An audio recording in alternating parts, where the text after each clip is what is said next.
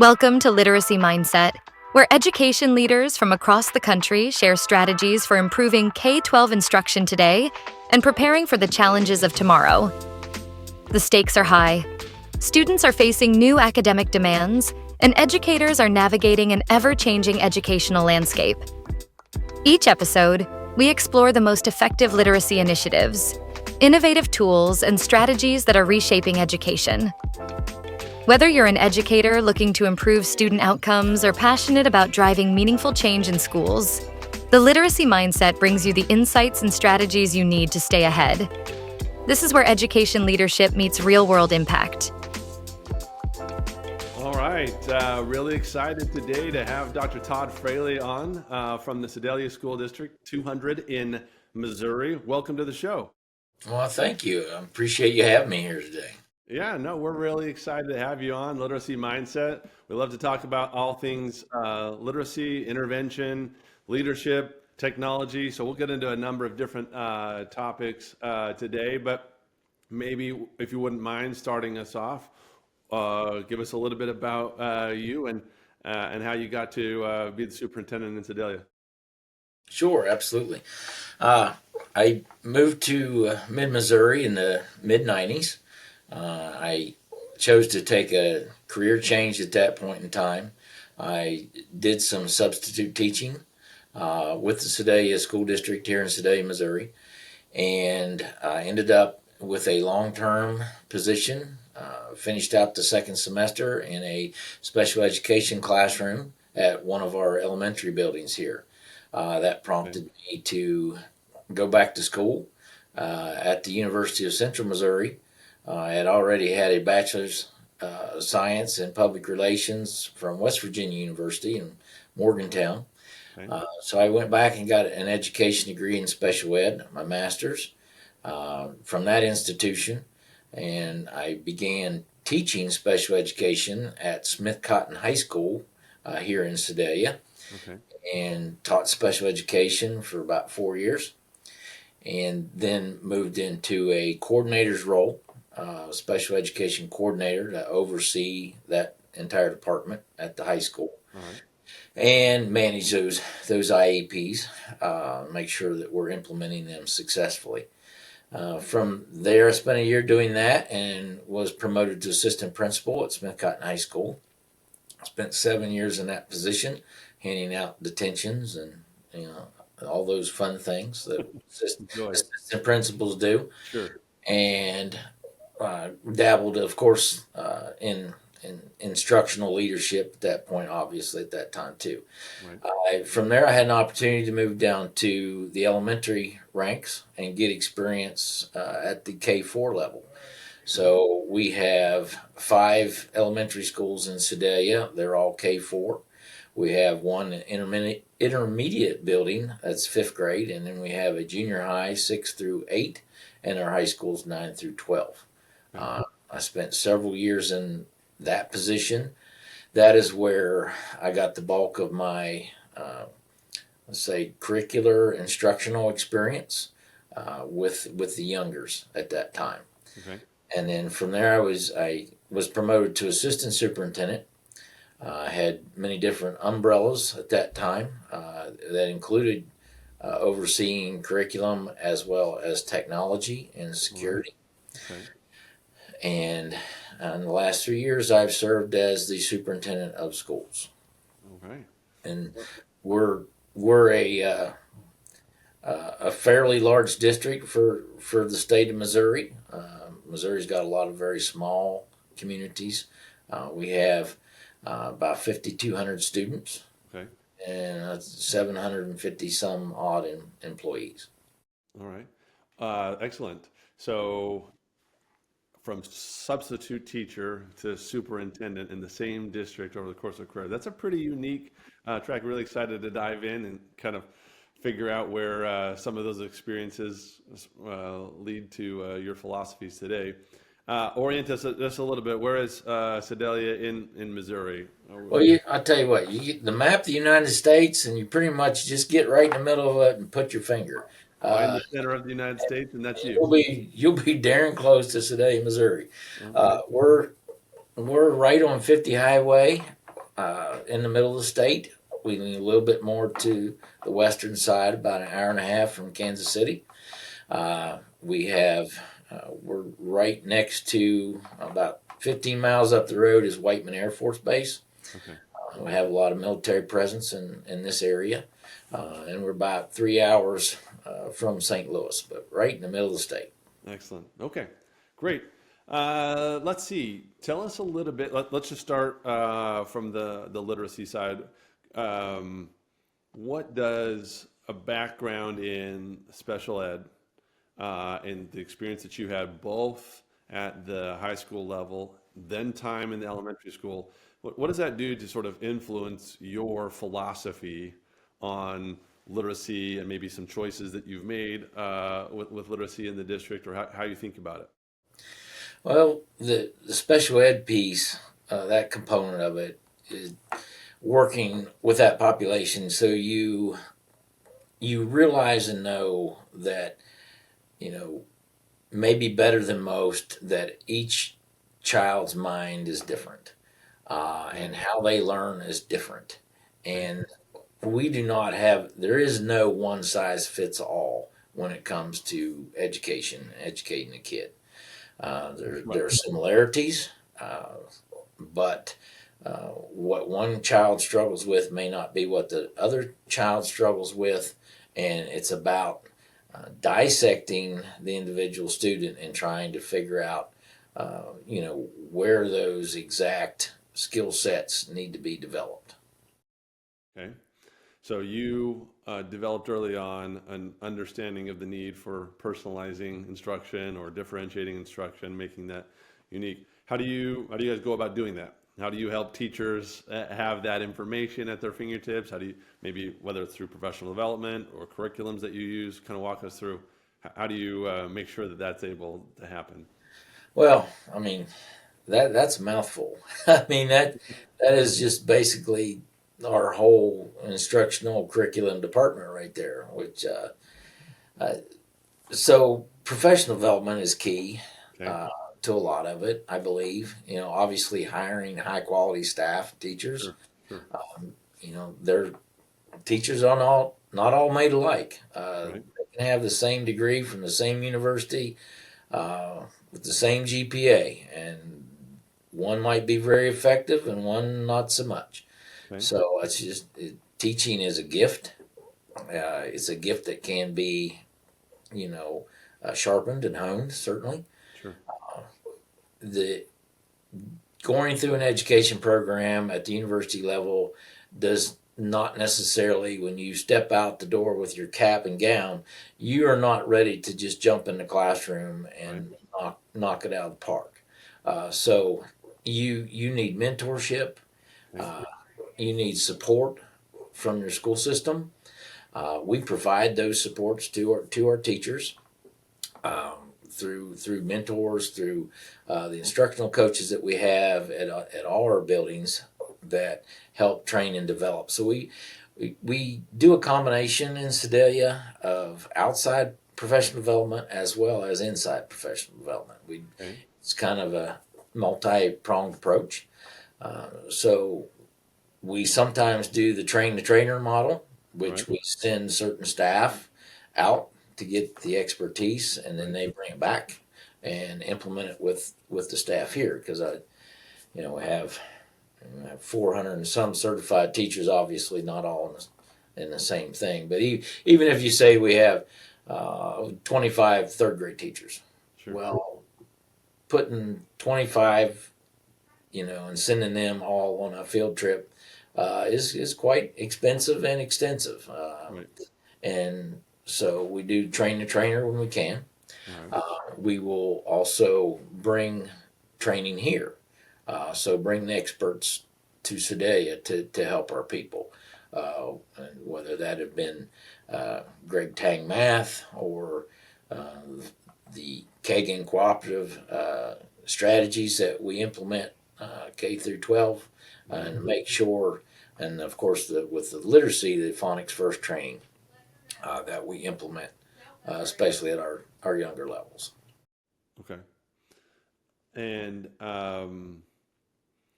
so would you say that you are pretty centralized in the way that you have rolled out sort of phonics programs or other literacy initiatives, or buildings kind of pick and choose how they want to approach it?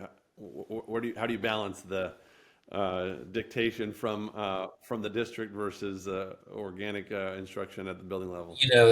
That's a great question, and it's one heck of a balancing act you tried.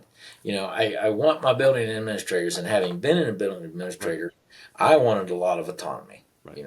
to implement things. Now, in this office, in this role, I also understand that I want the kids at Washington Elementary School to have the same opportunities that they do across town at Skyline Elementary School. Right. And so we all want to teach the same standards and offer the same types of strategies, but at the same time, I try to give my building administrators the opportunity to put their spin on it. And then then it's the building administrator that's trying not to totally dictate to the classroom teacher. True. Because the teacher wants the autonomy to use their ideas and their creativity. So obviously, from the district standpoint, we have to ensure, one, that the proper standards are being taught. The state of Missouri gives us the standards that we're supposed to teach. So those are concrete in stone. And from that, we develop our curriculum, which is at everybody's fingertips. That includes strategies and lessons and etc. So our teachers have a blueprint from which to teach. We have collaborative planning, we have team planning. We belong to the Marzano Institute. We've done a lot of these things for many years. So it's about trying to find that balance of, we all have to teach the same thing, and I want teacher A at this building to be able to have the same opportunities for professional development as teacher B at this building. Right. So we're not necessarily playing favorites across town. Yeah, that's a struggle to try and figure that out. So it sounds like you guys develop your own curriculum in-house. Is that how you would describe it, or do you have you purchased a literacy or ELA curriculum? Well, we purchased the Phonics First program. Sure. Okay. On the phonics side, huh? We've been using as a basal. We've been and at some point in time, we're going to have to shift gears with that, with the Journey series, as just, those are just tools. Yep. But the curriculum piece is in-house.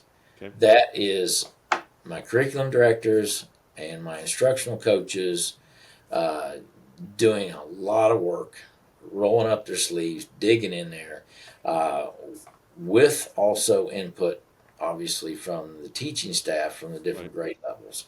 But the curriculum director and instructional coaches, they take the bulk of that on. They're experts in that area. How do you use the tools, leverage this? How do you piece it together?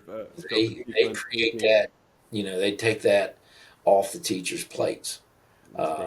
They do a lot of that heavy lifting so teachers don't have to. Right. Okay. Well, let's talk a little bit about maybe the intervention side of the world. So obviously you described Missouri standards. Here's what they are. There's where you're supposed to be throughout the course of the grade. There's got scope and sequence and pacing guides. What happens and how do you guys approach it in Sedalia when you identify that the off pace or intervention is needed? Can maybe walk the audience through how you? Yeah, I mean, we start the year off, assessing students. Okay. And it's laborious. It takes a lot of time. Sure. To get through all the kids, to get a proper assessment of where they're at. And then from those assessments, we look at the teachers get together. So let's say our third grade team will get together in that building. They'll have meetings on that data. they'll identify the different students, divide students into intervention groups based on need. And then during intervention time, which is built into the school schedule, that's where that more individualized instruction takes place. So we paint a broad stroke in the group activities where all kids are present in that, but then we know that we also then have to break out into smaller groups with more individualized attention. Of course, like the special education population, they'll get pulled out and sent to a resource room for very intense intervention time. Year 3 type intervention. Okay. You sat as the assistant soup over technology and curriculum and instruction. Walk us through philosophically how you blend the two, how you think about the interaction between technology and curriculum. Are the two separate things, and you're just thinking about them in isolation, or how do you process that? Well, I would say that we view curriculum and technology as separate items. Okay. You know, and speaking for myself, and maybe my two curriculum directors would slap me in the head right now and say, "What are you saying? Good Lord!" And they're both excellent. I love them to death. Couldn't live without them. But it's a tool. Sure. I view it as a tool, Okay. an enhanced tool. It's not your curriculum. Right. Their technology is not a skill set necessarily. You have skills that you can work technology with or make technology work for you Sure. to develop those skills. But the actual curriculum that we have to teach that can be a vehicle for that, but it's not that in itself. Okay. That's computer science class at high school. Well, yeah, that's the curriculum. Right. No, that makes sense. You guys have had sort of an interesting journey you described in pre-production about your technology or device handling, and it's sort of evolved a little bit. Can you talk a little bit about that for us, when you decided to get devices and how you manage those devices? Yeah, absolutely. Like I told you in our previous conversation there, we were not the first to jump on and be a one-to-one school district. Right. Our district, even before I was in that position when I was a building administrator, we were holding back, let other folks around us dip their toe in that water and see what happens, and then we'll learn from their mistakes. So then when I became assistant soup and was in control of technology, I influenced, the superintendent and, of course, the board of education to let's go ahead and step into the pond, buy devices. Let's go one-to-one. Let's see what happens. All right. So, and of course, this is all right before COVID's about to hit.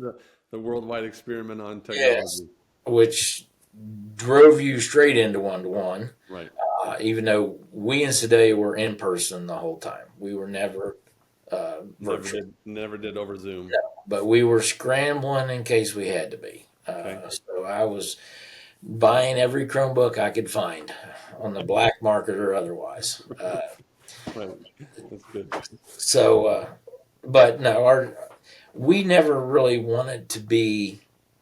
We never wanted to send devices home with our younger children. Okay. We did not feel, for one, the uncertainty of reliable internet at home in the community. We surveyed our families, etc., and had a much higher level of response in the fact that, I think like 90% or something said they had internet access at home. But also, is that reliable internet access or not? No, that's always the question, right?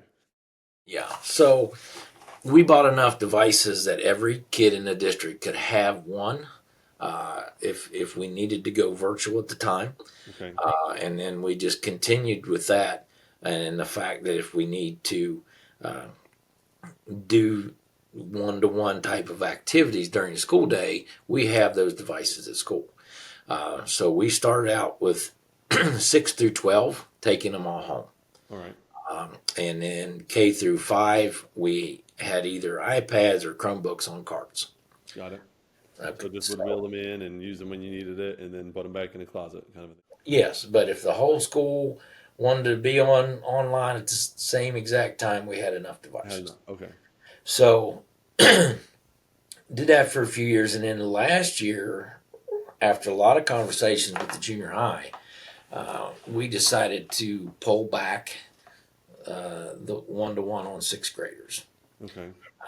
We from a lack of responsibility of taking care of them, from misuse, lack of maturity. We decided that it'd be best to pull that back. So now sixth grade is classroom sets.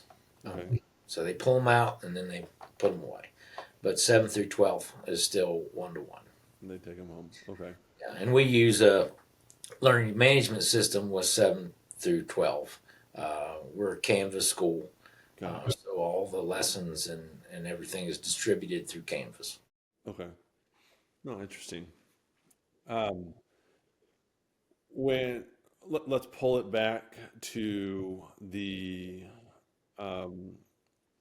intervention side of things. You've been both in the elementary and secondary side of things. What do you do? I hear from a lot of superintendents the struggle for professional development and educating your maybe fourth plus teachers with students that maybe are multiple grade levels behind, are still needing foundational reading skills. And the sixth grade teachers that I didn't learn, I didn't learn how to teach foundational reading skills. Maybe talk us through what you guys do in those scenarios, because it seems like it's still pretty challenging in most districts to try and solve that.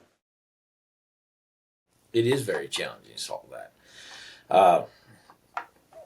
That's why we really have put the emphasis on the K3, K4 Right. side of things. Sort of the prevention side of the house, right? Yeah, and what our data has shown since we have like I think 3 or 4 years where we've implemented that. So our kids now that are in fourth grade have had the phonics first intervention since kindergarten. Right.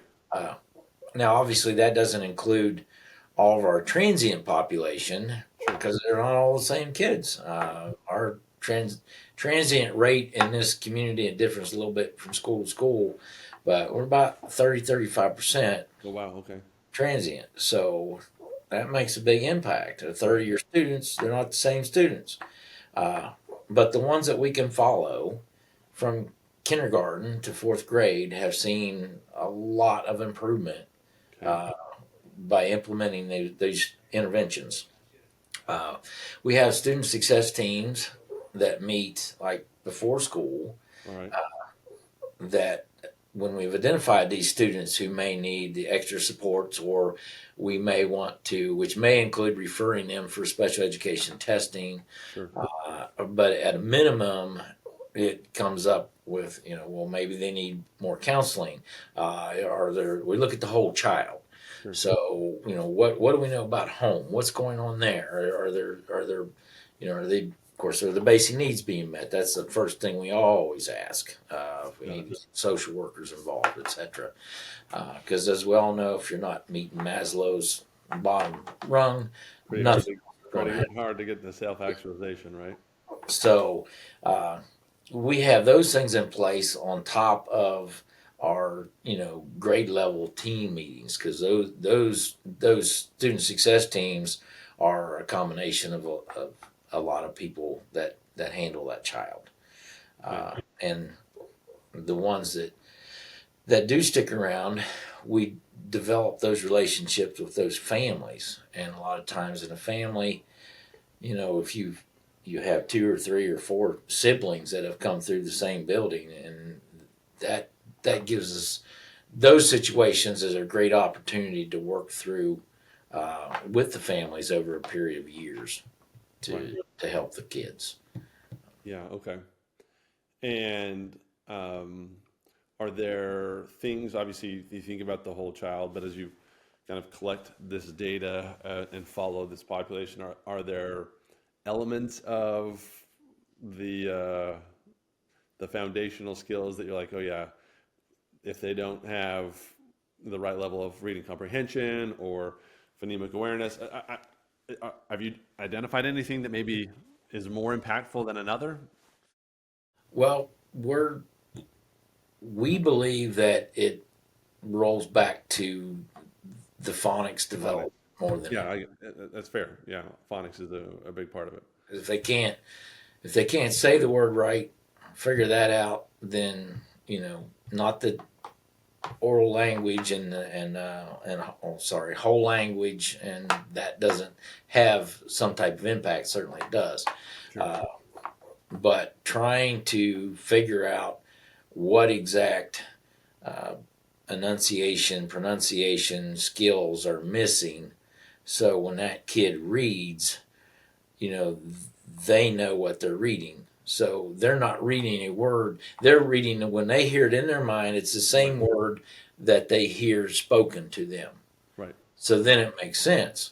So, if I don't know, we'll just very simply, apple.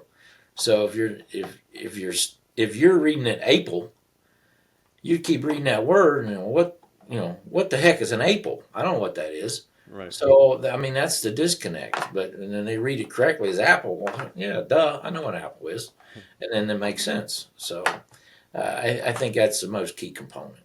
Got it.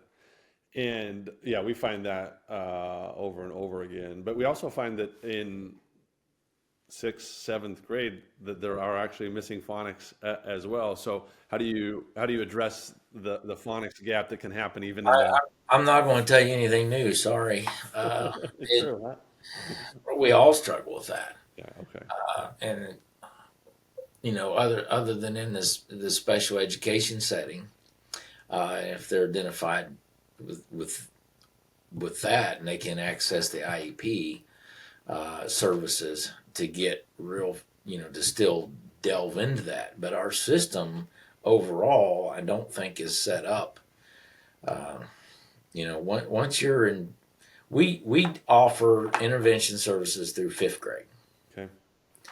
and then in sixth grade, it kind of dissipates unless you're a 504 or IEP, have an right. IEP. We did implement a few years ago. We had reading intervention at the junior high, Okay. and we try to do that, and that wasn't as successful as we wanted it to be. Got it. Whether that was the person, Sure. or I don't know. So those positions got, well, growth, etc., and then it becomes a resource piece. Right. Well, that's a position now. We need another math teacher.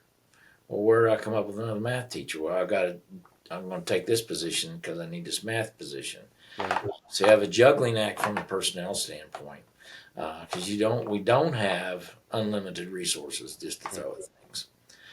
So you have to get creative. Now, what we do try to do at the junior high level, we still have a teaming concept Okay. at the junior high level. So those kids are on teams. Those teams collaborate with each other. Right. So you have the English department collaborates with itself, but it also collaborates with science, social studies, and math as those kids on that team. Right. So it's kind of a two-pronged approach where they talk about those kids, and we're still testing reading through the junior high. We don't Right. stop assessing that. Okay. And then, but it's really up to those language arts teachers to provide the more individualized instruction when they can. When they have that opportunity to do. Okay. But it's tough. It's a challenge at that level. And I was going to say something that kind of slipped my mind, but there's one more aspect to that. It'll come to me. Okay. or it Well, won't. yeah, I think that it's an important way to do it. I love that team concept and kind of grouping them in teams as well. So we probably could spend a lot more time diving into that. You got it. What we did, we weren't giving ELA. We weren't spending near enough time with ELA.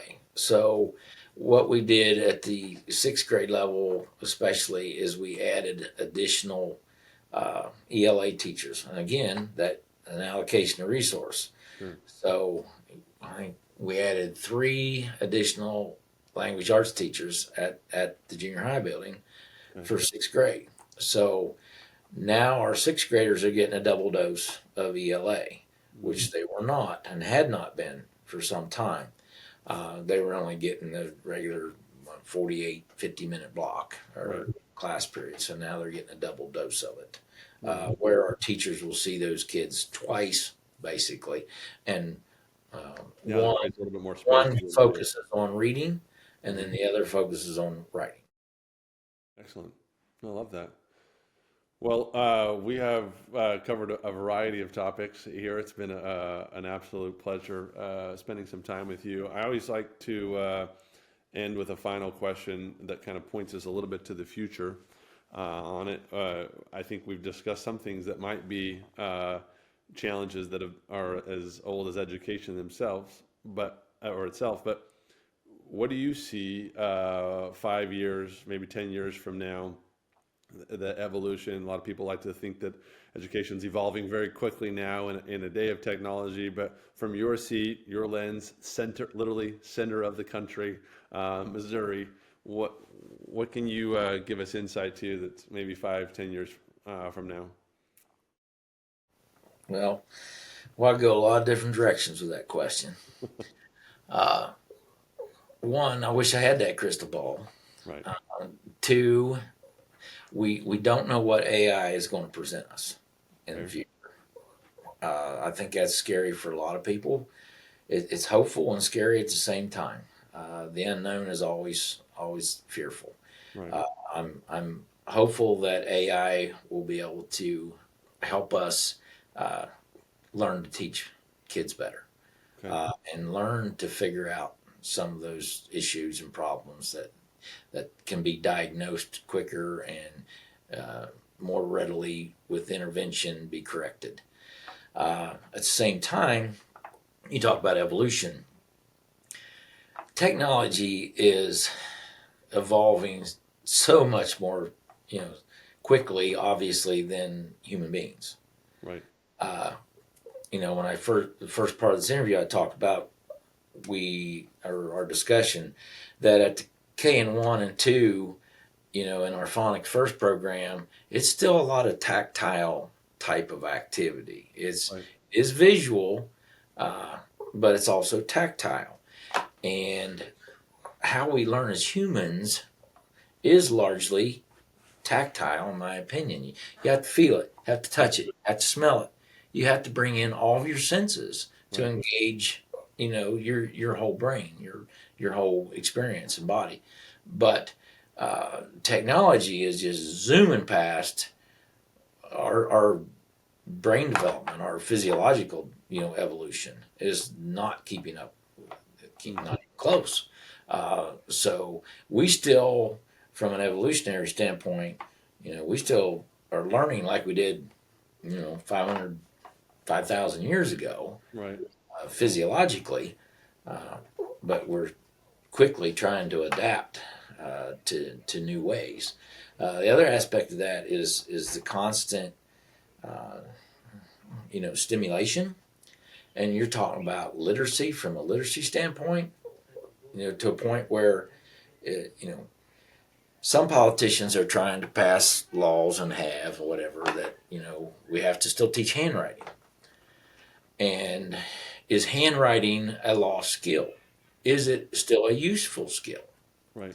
Now we can get all into how it connects to the brain, and I'm not against handwriting. Sure. I'm not at all, but I'm just using that as an example. Now we type everything. Well, in how many years is it going to be we don't type anymore? Right. Right. We're just going to dictate. Uh, and then everything's visual for these kids now, to where, sitting down and opening up a book and reading in black and white words on a paper does not keep their attention. I see that as a huge problem. Right. From a literacy standpoint. So what does literacy look like, 10, 15, 20 years down the road? Is it all digital? Is it implanted with a chip? I don't know. So No, it's get your popcorn, your right. Sign up for really exciting years ahead of us. Well, I appreciate you joining and indulging in the crystal ball exercise there and talking about some of the challenges ahead.